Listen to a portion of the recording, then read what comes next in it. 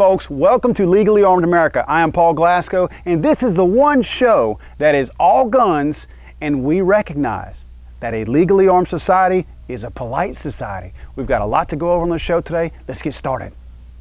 You catch all that? Hello? There are a lot of new gun owners out there, and that's a good thing. But with gun ownership comes gun responsibility. We're going to talk about proper gun etiquette today at the gun range. We're here with Mr. Lee Perkins, and he's going to tell us a few things about what not to do and what to do to keep you and me safe on the gun range. We're out here today to talk about a few things that we're going to reiterate on safety. Safety is paramount when you're handling any type of firearm. The difference between a firearm and a hammer, you can't throw a hammer 1,300 feet per second. That's why people carry guns. The first important thing you need to do is always keep the gun pointed in a safe direction. Safe direction is away from anybody else standing close to you. Safe direction is up, and a safe direction is down in front of you. The second most important thing is keep your finger off the trigger up along the slide until you're ready to shoot. The third important thing is keep the gun unloaded until ready for use. Now, as I draw this gun, I'm keeping it in a safe direction, and you see my finger is off the trigger. It's pointed in a safe direction. If I reposition, this is the ready. Finger off the trigger, you're ready to come up and start shooting. When you're done and you fired your last round and you turn around to go back and set your gun on the table, you turn around, other people don't know your gun's empty. So when you turn like this, if there's other people down there, you're waving the other people. Should I turn the other way, I would have waved just like this, right at the camera. I would have come around with a gun in my hand. The guy standing there doesn't know the gun's unloaded. Even though I think it is, that's something you don't want to do. You don't ever want to point the gun at anybody, intentional or intentional, if you're not going to use it. That gun never comes out of your holster unless you're practicing or you're in need of it to defend yourself or your family.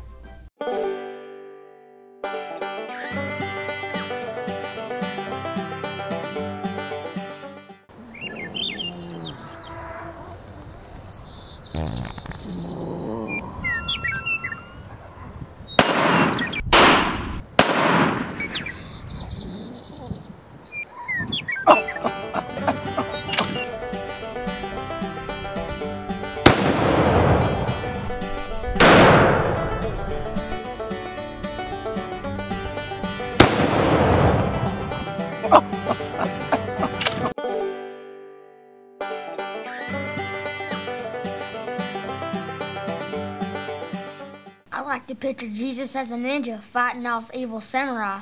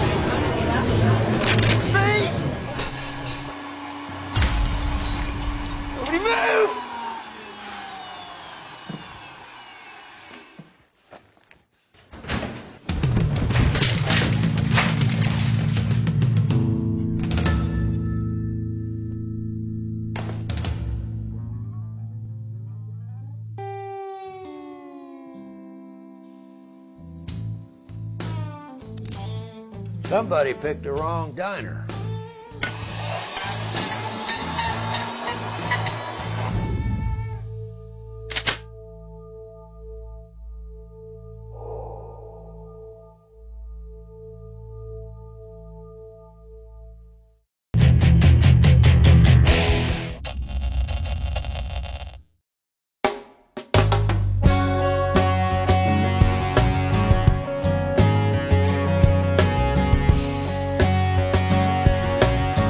last night I was looking at some of your videos online, and the one video I was looking at that was at that 3-gun shoot, I had noticed that there was I understand where the political motivation was for some of the people that had these comments, but there seemed to be some pretty rude comments regarding a young lady like yourself being involved in firearms at such a young age, almost suggesting a sense of irresponsibility that your parents would let you be involved in firearms at such an early age. What's your response to that? I think that as long as I can do it safely, that there isn't a lot of harm. And people who learn the correct way to handle firearms also learn a lot of responsibility and manners. These are not the type of people who grow up to be some mass shooters and go and shoot people. As someone who has been around firearms my whole life, I learned that how powerful they are and how much to respect them. That's a great answer. And one thing I'm gonna mention that I'm sure the viewers have picked up on, I noticed that nearly every time we talk about responsibility and guns with you, you mention safety. The people that aren't gun users like ourselves, I don't think they realize how seriously we take the safety aspect of shooting. And obviously you feel the same way, because nearly every time you've answered something, you mention safety at some point. And I think that's important to stress. I think there's this misconception that those of us that have a love for guns and go to gun ranges or compete in competitions are just careless, and we walk around waving our gun in there and just firing at anything that moves. And I don't think they realize how critical of an element that safety is whenever we do go to the gun range or in your case, enter into a competition. So I'm excited to hear you mention safety every time we talk about that. And I can honestly say, again, for full disclosure, we didn't ask you to do that. That's encouraging for me to hear a young person like yourself who is so involved in firearms stress safety so much. I think that shows a sign of maturity, but also a sign of the fact that you are well educated and your dad has taught you properly. And I gave your dad kudos earlier through an email, but I mean that. I think that it's a parent's responsibility to make sure young people have that sense of safety and respect for a firearm, and clearly you have it. I've seen it in your videos. Definitely. My dad, every time I go out to the range, he always makes me say the 4 golden rules of safety before I can actually start handling a gun. That's awesome. That's great advice. In fact, that's good advice for a lot of parents out there that might be watching this who have a child that they want to get more involved in weapons. That's probably a pretty good little routine to get involved in. I like that approach. I know you've no doubt heard about a lot of the legislation that's going on in the after the Newtown, Connecticut shooting. The proposed legislation on banning certain types of weapons, assault weapons, quote unquote, and things like that. What's your opinion on banning weapons? And in fact, these are some of the same types of weapons that you actually use in the video. What's your opinion on banning those weapons? I think it's completely against the Second Amendment, and it's pretty black and white to me because I just did an English paper over this, and we got to choose our topics, and I chose to write about this so that I could learn more about this. Tell us a little bit about that paper you wrote. It was about the assault weapons ban of 1994, okay, and how the crime rates during the ban actually went up, and then whenever the ban was lifted in 2004, that the crime rates went down. Yeah, that's interesting. And you know, there's a lot of people that ignore those facts like that, Katie, and it's impressive to me that you picked up on that and you wrote a paper about it. Just curious, not knowing obviously what your stance of your teacher is, what was your teacher's response to that? My teacher, she knows that I like guns and she knows that I like to go out and shoot, so she thought that it fit right into me. If we ban certain types of weapons, whether it's 30-round magazines or quote-unquote assault-style weapons that they call them, do you, in your opinion, think that that does anything for crime, reducing crime? No, I don't. Criminals are going to find a way to harm people, whether they use knives, hammers, or anything else. It's not what you ban, it's the criminals that do it. It's that the guns don't kill people, criminals kill people. Right, it's not the tool, it's the mind that makes the tool do what it's going to do. Yes, exactly. Hey guys, I want you to go check out a really cool clothing site, 2aclothing.com. Again, that's 2aclothing.com. 2aclothing.com is the official gear provider of Legally Armed America. They provide everything from t-shirts, stickers, There's so many cool shirts out there. There's tons of different designs. The cool thing about it, it's also an on-demand type clothing company. If you see something you like and they don't have the color you want, all you got to do is request it. The shirts can be made in a variety of different colors. It's really, really cool. If there's something you see that we don't have, it's just a matter of sending us an email and requesting it. And guess what? 2A Clothing will get your design or your shirt or your cap or even your decal and sticker made, custom made for you, and ship it out to you.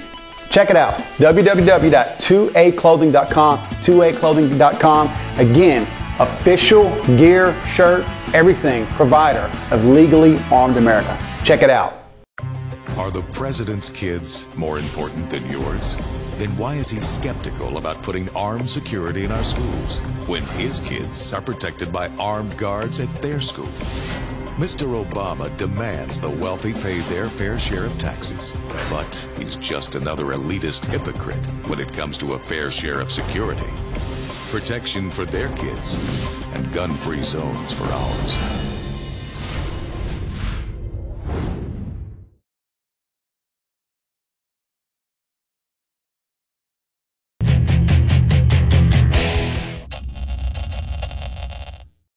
Let me ask you a few things. Let's talk about the video now. I keep referring to that video, and we're showing it throughout this this piece here. That's a really impressive video. Let's talk a little bit about the guns. That's what I've been wanting to know. I could tell a couple of guns you were shooting, but I couldn't tell exactly what you're shooting. It looked like you were shooting maybe a Smith & Wesson, your handgun, maybe a Benelli shotgun, but I couldn't tell what your other gun was. Talk a little bit about the 3 guns that you actually use in this video. The first gun that I started out with was a stage gun, and the stage gun is a gun that the match provides for you, and everyone has to use that exact same gun in that stage. And it was an ACR full auto. Okay, and what was the shotgun you used? The shotgun was a Benelli M2 12 gauge, and my pistol was a Smith & Wesson M&P Pro 9mm. Let's talk about the shotgun for a second. There's obviously a lot of people out there, young men and young ladies like yourself, who may be thinking there's no way I could shoot a 12 gauge. Just out of curiosity, what do you weigh, Katie? I weigh around 95 pounds. Looked like you handled yourself pretty well with that 12 gauge to me. Thank you. You know, you see a lot of people just growing up down here in Louisiana. Of course, we do a lot of hunting, duck hunting and bird hunting, things like that. And, you know, a lot of people at a young age like that are pretty intimidated by a 12 gauge. You mentioned earlier that when your dad took you shooting that you preferred to shoot the bigger guns, the heavy caliber guns. How long have you been shooting a 12 gauge? I actually started shooting a 12 gauge last year around June. I got a 20 gauge for my birthday, so I used that for the first couple of matches, but then I saw my dad and everyone else use the 12 gauge and I wanted to try that. This may or may not be something you know the answer to, but I know that when people see this video, especially online, there's always somebody out there that wants to know details that don't necessarily interest me, but they're going to want to know. Do you know what the load was in the shotgun? Do you know what you were actually shooting, the type of load that it was? I was shooting Winchester AA bird shot 7.5. Okay. So basically like a dove shot or something like that. Yeah, exactly. Okay. Well, in the pistol, I obviously saw how many rounds you were shooting in it. How many? What's the capacity of that Smith & Wesson M&P that you were shooting? I have an extended pad on my magazine, so it allows me to hold 22 rounds. Okay, and that was is that a full metal jacket that you were shooting? Yes. What was the grain, just out of curiosity? Again, these are questions I know somebody's going to ask, so I may as well ask them now. I was shooting Montana Gold 124 grain. Okay. Well, I thought you handled yourself real well. I saw some people giving you a hard time, and I think it was in fun, but I saw you missed a couple of shots. So that was about 10 seconds that they knocked off of your score. Is that correct? No, I made up the shot. You only get 5 seconds off if you finish the stage and you don't make up the shot. If I wouldn't have made them up and I would have just skipped hit that target without shooting it, then I would have got 10 seconds. Oh, okay, very good. So it didn't hurt you as bad as you thought it would have, right? Yeah, no. Now, for people that don't understand that type of competition that you were shooting in, I find it's pretty interesting. I've never competed in it. I'd love to actually, but I never have. Explain a little bit. You know, you're actually being timed, and you also have to shoot an accurate shot. So you can't just sprint through this whole course and blast shots away, because if you don't hit anything, you get hammered on your penalties. But at the same time, you can't be too slow and just I guess creep through the target or the range rather, because then it's gonna take you too much time, and the time that it takes you is gonna knock off your time. Tell me what your biggest challenge is of deciding, do you go a little bit faster and maybe sacrifice on the aim, or do you really focus on making sure that you take the time to aim and make up your time in between targets? You have to kind of have a good balance on both of them. Whenever I first started shooting, I was really slow, but I hit all of my shots. And now I've kind of gotten even. I miss a little, but I go a little bit faster. Okay. And Smith & Wesson, the gun you were shooting, and not that I have anything against it, but why Smith & Wesson? Is that a gun you chose, or is that your preference? Have you shot others that you like, or that's just the one that you prefer?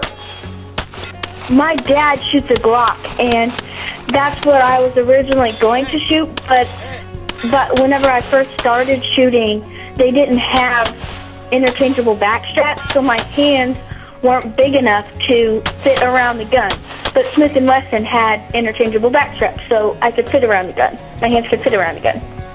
Well, Smith & Wesson will be excited to know that you just said that. I'm sure that they're going to be tickled to death knowing that you just gave them a reason why their gun was chosen over a Glock. So now, any modifications to the guns? I know you have you mentioned the back strap on the Smith & Wesson, and of course the extended magazine on Smith & Wesson. The Benelli, do you do any modifications to the Benelli? To the Benelli, I had the loading port at the bottom where you put the shells in. I had it welded so that my thumb wouldn't get stuck whenever I was loading fast. Okay, okay. I noticed you got pretty efficient at loading too, walking through the course. That's got to be kind of tough, trying to walk and load your rounds and your shotgun shells into a shotgun. Is that one of the things that you kind of had to really get used to? That's what I practice almost every night, and yeah, I had to get used to that, because the faster you load, the faster you get to finish this course. Right. Well, in watching your video, to me, that was the one thing that I could see me really stumbling on, was loading that shotgun and walking and keeping in mind, you know, where you're going to your next target. That seemed like a pretty huge challenge, and it seemed like you handled it very well. Young people that may think they can't do that would probably do well to watch this video and realize that, yeah, you've been doing this for a little while and you're comfortable around a firearm, but all it takes is practice. And I'm not saying they'd be right where you are and doing what you're doing, but there's a lot of gun ranges across the country that have different types of shooting and things like that. And if a young person's not comfortable doing a moving competition like that, there's plenty of target practice ranges and competitions out there that young people could go to. Your friends, do any of your friends, are they involved in firearms at all?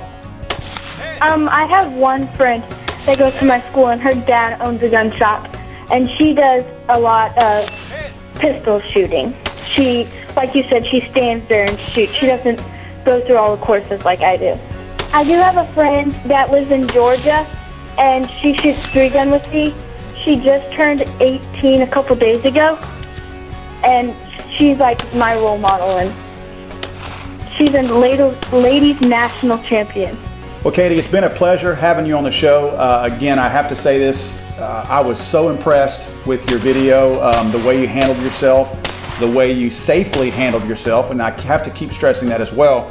I think, again, young people would probably do a lot of good to watch this video, because to me it shows how responsible you can be with a firearm, and you clearly have it. Obviously, your parents did a wonderful job teaching you as a young person how to respect a firearm, and that's probably the #1 thing besides safety, is the respect of that firearm. And clearly you don't look at a gun as a toy. And is there anything you'd like to say before we close the interview? I'd like to say that young children should try to know guns as best as they can, and I'd love to see new people get interested in the sport. Well, I can tell you, as a pro gun person myself, I'm excited to know that there are people like you out there that are not only on board with trying to pass that torch on for those of us that are trying to protect our Second Amendment rights, but doing such a great job at it. And I think young people like you who are well-spoken, well-mannered, respectful, and you handle yourself like you're doing, I think you do a lot for the pro-gun cause out there, because there's such a misconception about us gun owners out there. And I think somebody like you do a lot for our sport. And I appreciate what you do and how you handle yourself, and we're totally excited about having you more involved in our show in the future, and we wish you the best of luck. And Katie, once again, I want to thank you for being on the show. Thank you very much. I like to picture Jesus as a ninja fighting off evil samurai.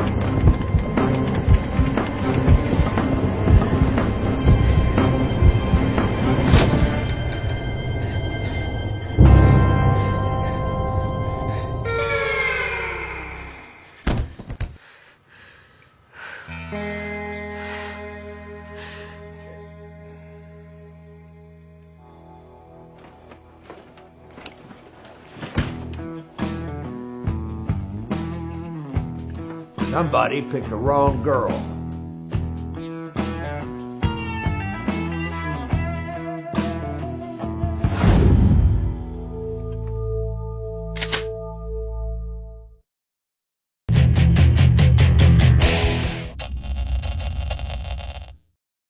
We're here with Jason Robbins over here at the Orange Gun Club.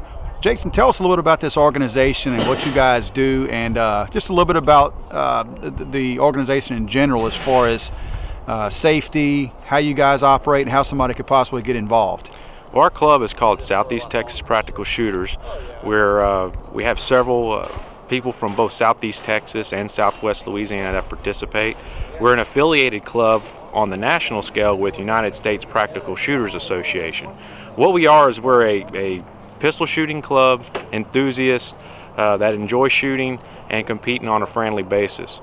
We have matches on the first Saturday of each month in Orange here at Orange Gun Club, the second Saturday of each month in Beaumont at Golden Triangle Gun Club. Basically, our matches are very user-friendly, very new shooter-friendly, and very safe. The big difference between practical shooting compared to other shooting sports is you're not standing in one place shooting a bullseye. You know, you get to do a lot of moving, shooting on the move, shooting moving targets, reloading on the move. So it forces you to place a lot of skills in shooting that you normally wouldn't have in place if you're just standing in one place shooting at a bullseye. The score comes by the time, points divided by the time. If you hit in the A zone, 6.5 by 11 box, that's 5 points for each shot. Outer zone here and up in here is 4 points, and way out on the edge here is 2 points. But if you miss the target, a miss is minus 10 points. So you can't shoot fast enough to make up for the misses. You gotta hit the targets. So the other great part about all this is you never shoot the same stage twice. Every time we come out here, we create something new. Somebody will show up a little early, set up a stage on whatever they thought of since the previous match, and put one together. We range in stages from 6 rounds all the way up to 32 rounds in one stage. On average, we'll have one 32-round course, a 20-round course, maybe a couple of shorter round courses. So we get to really measure all shooting skills that go into place there, both short distance up to 3 yards all the way out to 25. We do stress safety. We have a very lengthy safety briefing with any new shooter that comes out here. We go over all the safety rules, safety guidelines, and everything that someone needs to know. We're very strict on safety, and in fact, if you have a safety violation, generally you're disqualified from the entire match, not just that stage. So we're very, very safety conscious. Ken, tell us a little bit about the safety and how you guys stress safety out here. Well, safety is first and foremost in any of the shooting sports. Like I told you earlier, we all run a cold range. All shooting is supervised under the direct control of the range officer. The guy in the blue shirt right now is the range officer for the shooter. We generally rotate through these duties. There's no gray area when it comes to... There's no gray area. If you'll notice, everybody has to stand back behind the shooter. From where the shooter is standing in relationship to the shooting bay, there's a 180-degree safe fire zone preceding the shooter forward. We call that downrange.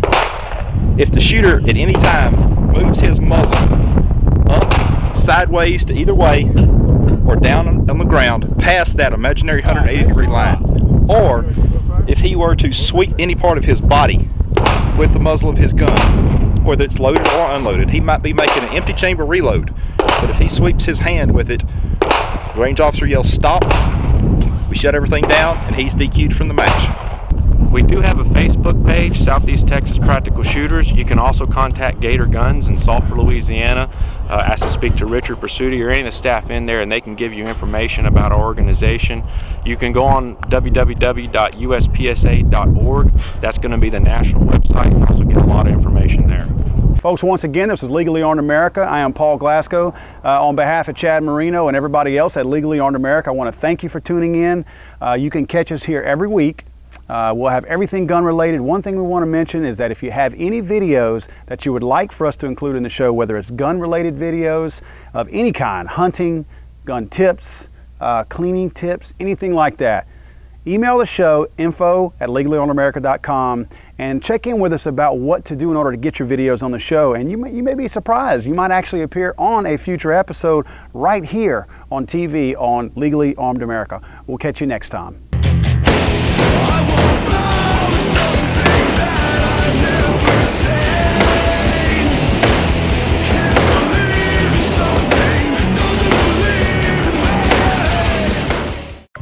Are the president's kids more important than yours?